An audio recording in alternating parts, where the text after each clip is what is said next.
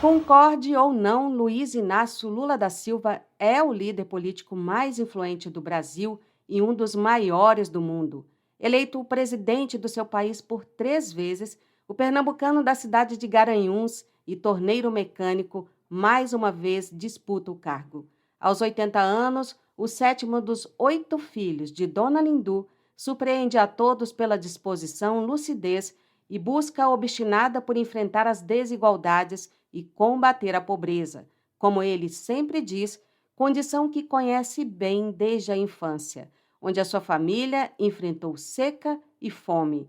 Em entrevista ao podcast Inteligência Limitada, Lula relembrou a sua trajetória e a vida difícil quando era criança, que nem rádio tinha, veículo que ele admira muito. Ou seja, é uma vida. Eu sempre digo que uma criança pobre que nasce no Nordeste, ele não tem infância. Porque a gente não tinha nada que fazer, a situação era de muita pobreza. A gente veio para São Paulo para tentar escapar da fome. Meu pai tinha vindo de Pernambuco em 1945, quando ele engravidou a minha mãe, dessa beleza aqui. Ele veio embora e deixou minha mãe lá. Ele só foi voltar a Pernambuco em 1950, eu já tinha 5 anos de idade. E depois ele trouxe um outro irmão meu e nós viemos em 52. Então eu não tive infância. Eu lembro que a gente ia buscar água num açude, água muito suja para a gente beber. Eu lembro que para a gente ir na casa de um parente tinha que fazer umas tochas de fogo, molhar de querosene para a gente poder ir iluminando a rua. Eu lembro, sabe de uma coisa, da Copa do Mundo de 1950, teve Copa do Mundo, Teve. em que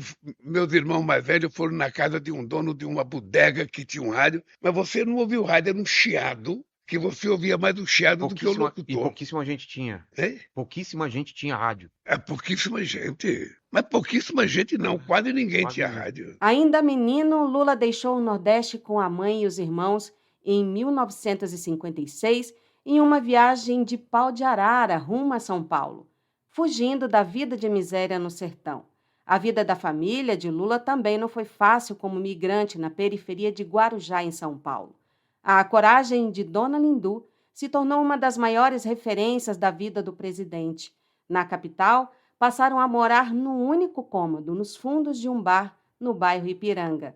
Aos 12 anos de idade, Lula conseguiu seu primeiro emprego numa tinturaria. Também foi engraxate e office boy. Com 14 anos, começou a trabalhar nos Armazéns Gerais Colômbia, onde teve a carteira de trabalho assinada pela primeira vez. Transferiu-se depois para a fábrica de parafusos Marte e obteve uma vaga no curso de torneiro mecânico do Serviço Nacional de Aprendizagem Industrial, SENAI. O curso durou 3 anos e Lula se tornou metalúrgico. O diploma de torneiro mecânico foi o primeiro da sua vida, orgulho da família. Na entrevista, ele também relembrou aquela fase que mudou a sua vida. O horizonte da minha mãe era que eu tivesse uma profissão. A maior alegria dela é que quando surgiu uma vaga na fábrica de parafuso Martins, lá na Vila Carioca mesmo, que eu trabalhei 4 anos e meio, sabe, que ela passou na porta da fábrica e viu a possibilidade de eu ir para o Senai, era Aquilo como era se ela vitória. estivesse formando o filho dela em engenharia ou em medicina. Eu fui para o Senai, fiz o curso de torneiro mecânico, sabe? Essa fábrica de parafuso Martins era uma metalúrgica pequena, Certo. que fazia parafuso. Você sabe que não tinha restaurante, então Dentro a da, gente, da... dentro da fábrica, a gente comia com marmita, levava marmita Tá. de casa. E não tinha lugar para sentar também. Sabe o Ué? que eu fazia? Como? Ia no banheiro, Comia no banheiro, sentava sentada numa na privada? solitária lá e ficava comendo. Isso foi 4 anos e meio dentro dessa fábrica, mas eu agradeço porque eu fiz o curso de torneiro mecânico. Por causa desse E emprego.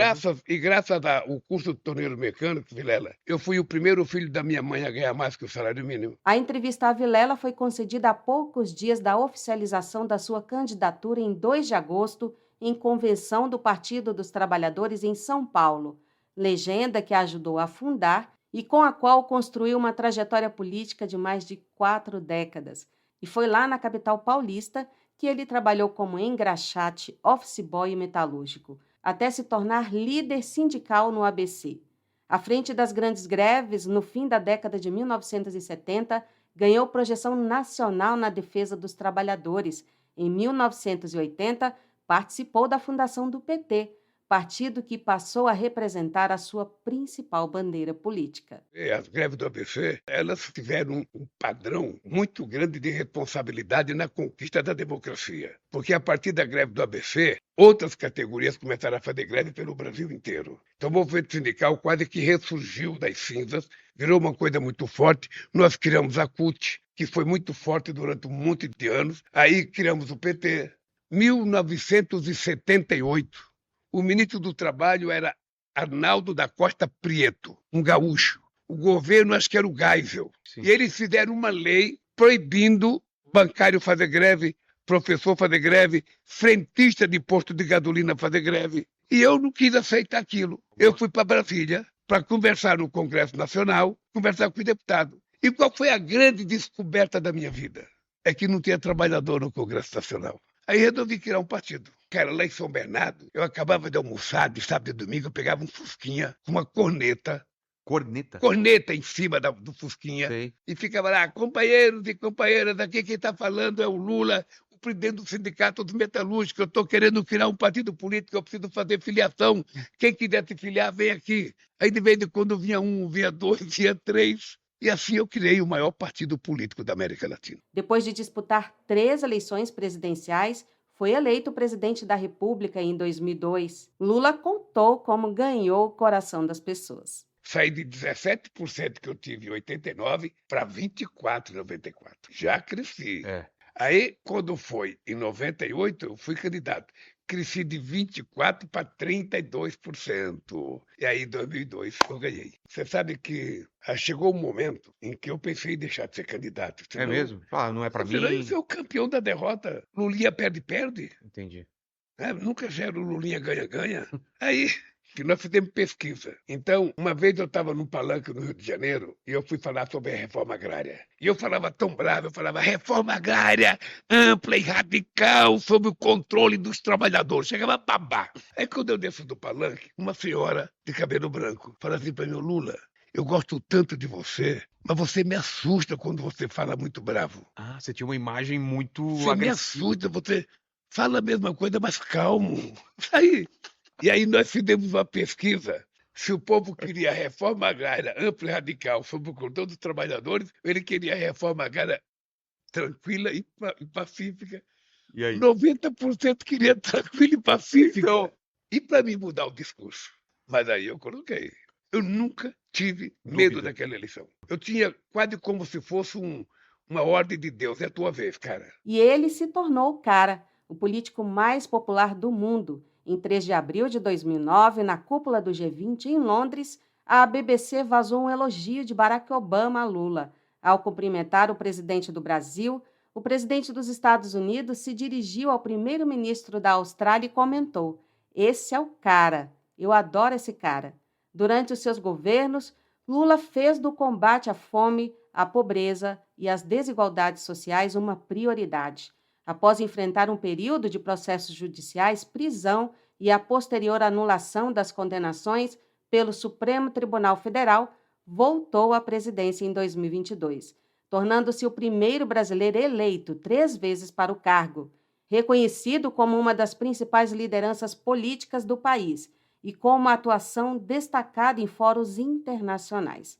Na entrevista, ele atribuiu o milagre da sua carreira política à sorte, sim, que tem por trás a luta e uma visão que, de simples, fez a diferença no país. Você sabe que eu saí da presidência em 2010. O país estava crescendo 7,5% ao ano. Depois que eu deixei a presidência, em 2011 caiu para 3%, já com a companheira Dilma.